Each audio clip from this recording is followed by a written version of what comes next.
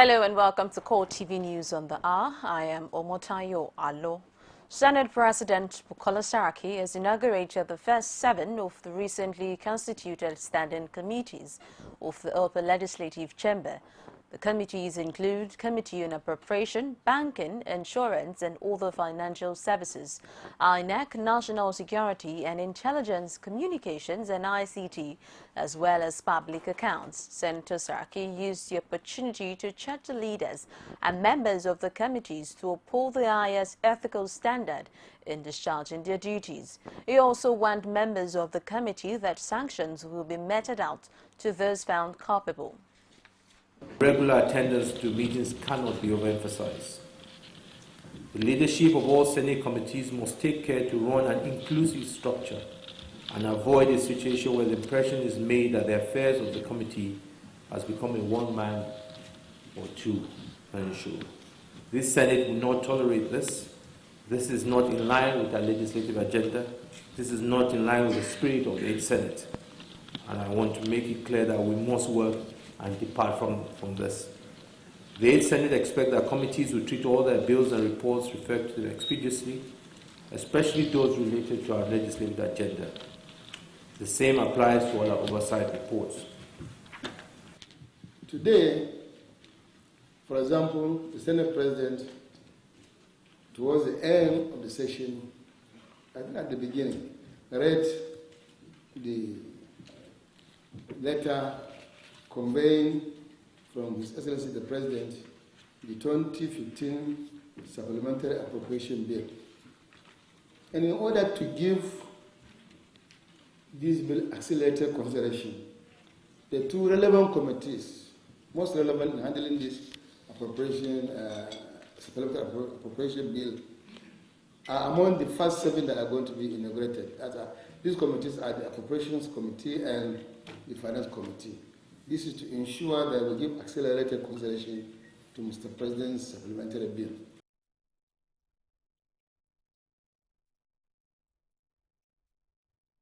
Has directed the Joint Admission and Matriculation Board, JAMB, to review the period of validity of its result to 3 years.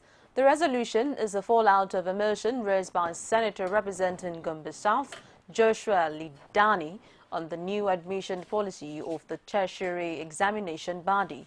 Those in support of the motion argue that an extension will reduce pressure on parents as well as JAMB, which has been saddled with the responsibility of conducting entry-level examination for all tertiary institutions.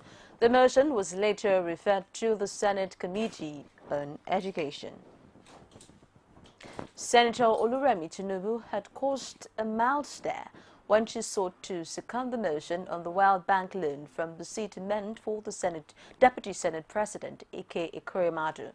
This angered senators representing the People's Democratic Party, who insisted on her doing so from her seat. Her excuse was that her microphone was not functional. She left for a seat to the second motion, but soon returned to Ekweremadu's seat. My mic is not working.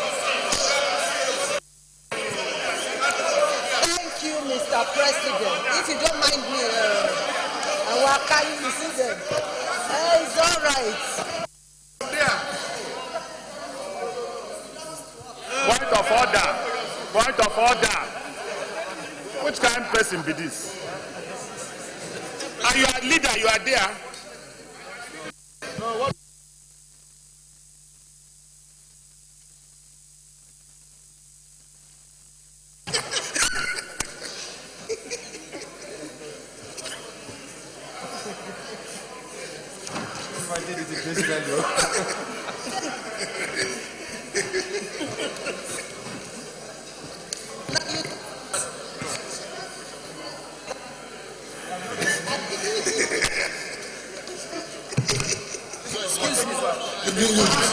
It's not working. It means I can't use this.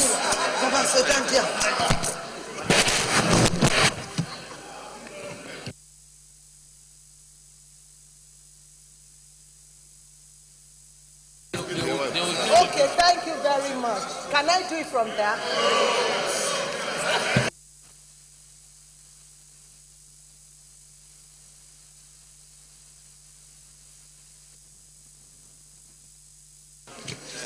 Can I do it from here? This one. Address the chairs. You are protected, Senator Tinubu. Go ahead. It's your passion for this report. That's why I felt it to be good for you to second the motion.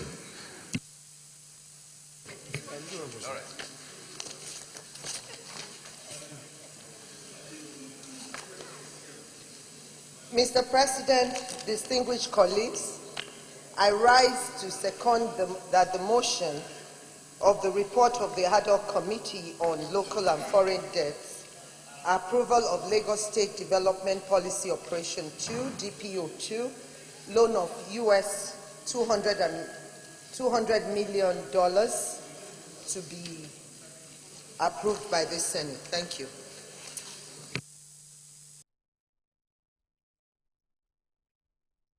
The federal government is to launch a national campaign on reorientation. This, according to Minister of Information and Culture, Lai Mohammed, is to ensure that Nigerians embrace the spirit of change which it says is manifesting in the country. He said this on Wednesday in Abuja when Governor of Kaduna State, Nasir El-Rufai, paid him a courtesy visit. Nationwide campaign, a huge campaign on national orientation. A campaign that will make it possible for Nigerians to see that paradigm shift. Because what we need to succeed in this country, that we must stop doing things when we do it. You do not do things the same way and expect a different result. We are resolved with the Boy administration as that change will come. We are going to work at first with the ministry, we work with the bureaucracy, because in the bureaucracy you have one of the best minds.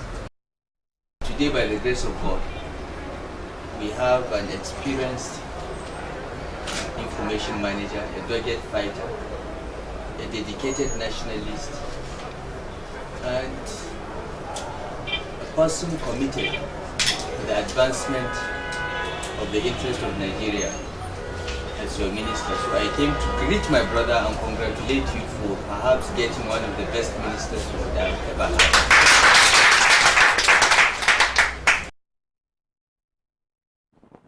A civil society organization, Social Action, has raised the alarm on Nigeria's public debt, which it says has risen to 12.12 trillion naira as of June 30, 2015. National coordinator of the group, Vivian Belunu, revealed this at a forum in Abuja. Belunu, however, noted that increased rate of borrowing among government at all levels had not been significantly impacted on infrastructure development in the country. She also claimed that money from loans have been stolen or mismanaged in the same way that all revenues have been misappropriated by government officials. We have a situation whereby our collective resources are being channeled out to agents, to foreign governments and foreign bodies and foreign agents to the detriment of we Nigerians. And so we want to take back our resources, monies that have been that are being used as to service debt servicing, loan servicing. These monies have compromised our development. These monies have compromised our lives as Nigerians. These monies have compromised our health. As I speak to you today, over 30% of the budget is being used to service debt. And this is, you can agree with me that this is a terrible situation. Getting it right means sticking to the provisions of the law. And the Fiscal Responsibility Act is clear. It says you can only borrow for human for human development or for capital projects. You cannot borrow for recurrent expenditure to pay salaries and overheads. You need to do a cost-benefit analysis, borrow in a sustainable manner, make sure you borrow, take loans that have long amortization period, and they should be on concessional terms. Once you get this right, and of course you need to have legislative approval, and borrow for projects that can generate economic growth, to regenerate the economy so that in future you are able to pay, even if it is to train the manpower the human beings in society that will help us grow.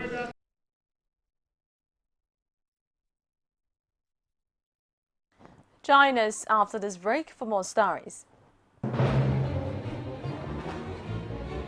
Is it crazy or autocracy? Or what type of crazy is that? Except crazy. News making the headlines. Black Maria is to carry criminals, child looters that are in government today. Sometimes it gets confrontational. Slap you in the face. Excuse me, don't put words into my mouth. Whatever it is that will bring our military to disrepute, I say to hell. On Core Digest, I want to know why I should be believing them. Every weekday, we bring all of these together and take them to the court of public opinion. Everybody has a right in Nigeria. Where you are the judge. Welcome, and if you're just joining us, it's CoreTV News on the Hour. For more by news and information, visit our social media platform, facebook.com/CoreTV News, our Twitter handle @CoreTV News NG. You could get more on our YouTube channel, youtube.com/CoreTV, live a space and news. The Nigeria Police has once again emphasized that roadblocks are banned in the country and that Nigerians should report any form of extortion from corrupt police personnel, while also emphasizing that bail is free in all of its stations across the country. CSP Abayomi Shogunle, officer in charge of the newly introduced Complaint Response Unit of the police, says it's a new dawn under the leadership of RGP Solomon Arashi. He made the submissions on Wednesday when he featured as a guest on our flagship news and current affairs program, Core Digest. Yes, roadblocks are banned. The ban on roadblocks are still in force. But what we're now encouraging is stop and search points. Stop and search points and visibility policing.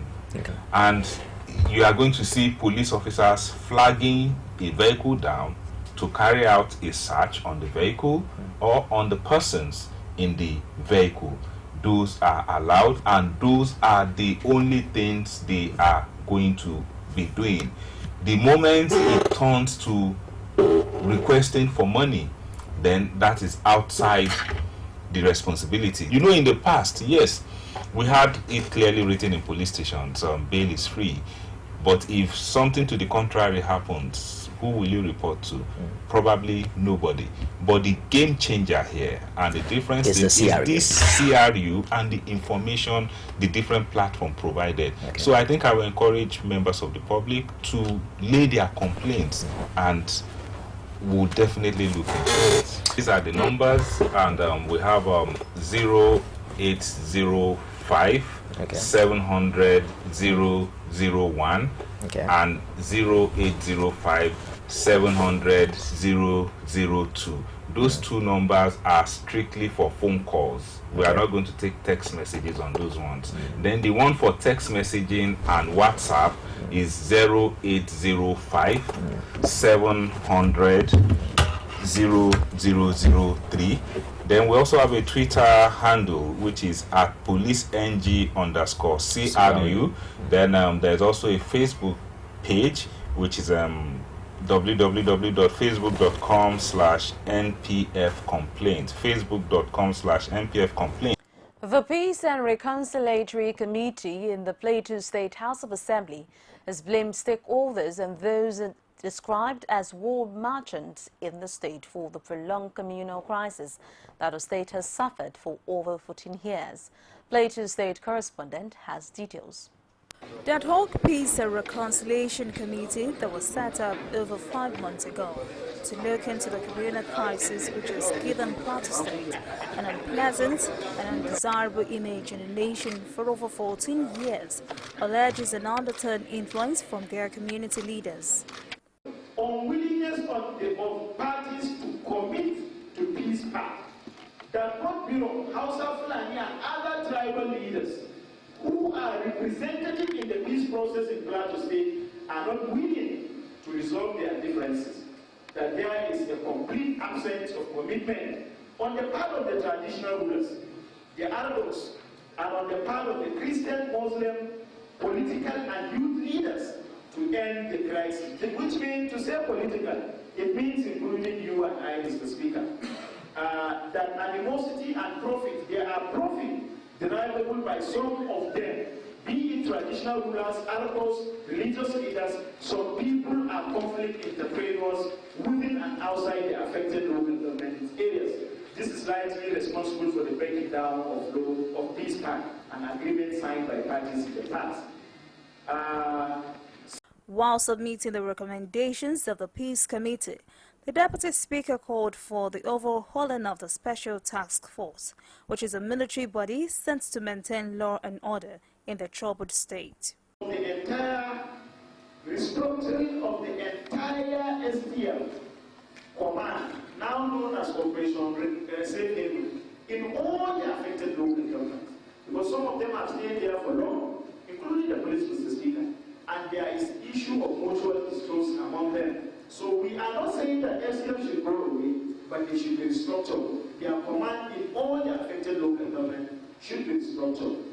2, rehabilitation and reintegration.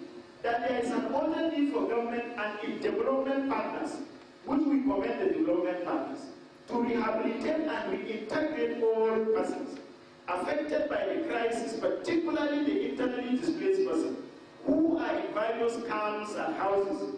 Mr. Speaker, who are in various camps and houses. As part of the recommendations, the leaders of the warring communities have been called upon to ensure total peace within the environment to avoid being held responsible for the casualties. Former Speaker of the Ekiti State House of Assembly, Adewale Omiri, has reacted to the decision of the 5th Assembly led by Kola Olawole to squash his impeachment. Now, the 5th Assembly has sometimes last week made available to newsmen the letter written to it by Omiri asking the House to reverse his impeachment. Omiri, however, accused the new House of arms twisting, blackmail and breach of trust. It says he was initially billed to head to court but was contacted by the House asking him to write a letter asking for the reversal of his impeachment, but that the House of Assembly later turned around not only to make the letter available to newsmen, but also to ridicule him by not reversing the impeachment.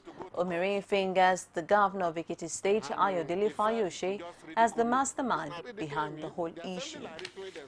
I just want to put the record straight. It's an insult seeing Olugbemi's picture hanged in that place as the Speaker of the House. So I want that one obliterated. So I'm going ahead to court and I'm going to challenge it. The time is coming that all the records will be set straight. And the time is very near. And Fayose, sincerely speaking, is going to pay for all this because the long arm of law will catch up with him. And it's going to be a very serious situation then. Having used all means to drive home their grievance without fruitful result, pensioners in Ekiti State have resorted to fasting and prayers, seeking the face of God over unpaid pensions and gratuities. Speaking at the prayer session in Ado-Ekiti, the pensioners plead to government at all levels to come to their aid. Rashid reports. That is the situation at the Ado-Ekiti headquarters of the Nigerian Union of Pensioners. The reason for the prayer is about their unpaid gratuity and pensions over the years. The prayer, they say, is better than them carrying placards. Many of us are more than 70 years of age, more than the Davidian age, and it is only God that can really assist us to touch the mind of those people in power. That's the language of some people, that they are about to check out people who are 80 and more. And so, before they go, let their pensions, their entitlements be paid. Explaining hardships faced without pension, these senior citizens plead to government at all levels to see to their plight. Our children who should be feeding us, they have no job. So we are the ones struggling to feed them. Since September 2010, I have not been paid my monthly pension. It is now 6 years, 11 months since I've received my federal pension. I want Buhari and his government to see to the others, not to me alone, those who have not been paid. We should not be denied of our pension. I retired in September 1986. While these elders continue to pray, it is hoped that their plea will be heard and hearkened to. Rashid, CoreTV News, Ado-Ekiti. As the Nigeria Society of Engineers Conference progresses in Akure, the Ondo State capital, the need for the country to develop homegrown technology has come to the forefront. Of spectacular attention are young inventors who developed intracity car KX100, an electric car designed for zero vehicle emission, codenamed DOVE P1. These young inventors say the automobile policy should be extended to accommodate their plant for the development of Nigeria. Rashid reports. The International Conference Center, otherwise known as the Dome, is one of the eye-catching exhibitions showcased by Nigerian engineers. This, they say, is a sign that local engineers are up to the task in turning the country around for better. But young inventors are not left out in the drive. The Calox 100 is a car designed to cater for intracity runarounds. People go from work to home, church, and around, and the cars they don't need a very high performance car to actually do this, because we need to get a car that everybody can have in Nigeria, and this car serves that purpose. And with a speed limit of 80 kilometers per hour, it's very good to drive around the city. The tank is 10 liters, which means with 10 liters you can use this car for 2 weeks within the state. That is how efficient it is when it comes to fuel consumption. And when it comes to maintenance, it is very, very easy to maintain, because it's not as complex as most of the cars we have out there. It's just a simple mechanism that works this automobile. And as the world preaches climate-friendly inventions, these students of University of Lagos may have answer with their DOVE P1 invention. DOVE means designed for zero vehicle emissions. So that means there's no smoke, there's nothing at all. So it's just purely electric, and it's just for the environment to be safer. These youngsters, however, call for government support. We are ready to start our company. I want them to support us so we can, and sponsor us so we can build something better than this. It is hoped that the aspiration of Nigeria to be technologically independent will be realized sooner than later. Rashid, CoreTV News, Akure. And on the foreign scene, Senegal is considering banning the full-body veil worn by some females in the Muslim-majority country. The proposal by the government in the West African nation comes as Senegal security services questioned at least 6 religious leaders over alleged links to armed groups. Interior Minister Abdoulaye Diallo said the full veil was not a religious affair, adding the need to prevent attacks was beyond the proposed veil ban. He, however, urged all Senegalese people to support the president in this sense. The armed group Boko Haram has been active in West Africa for years and has used suicide bombers wearing the veil in the past early this year, and Chad, Congo, Brazzaville and Cameroon all ban the full body. And it's a wrap on CoreTV News at this hour. Thank you so very much for joining us. My name is Omotayo. Alo, bye for now.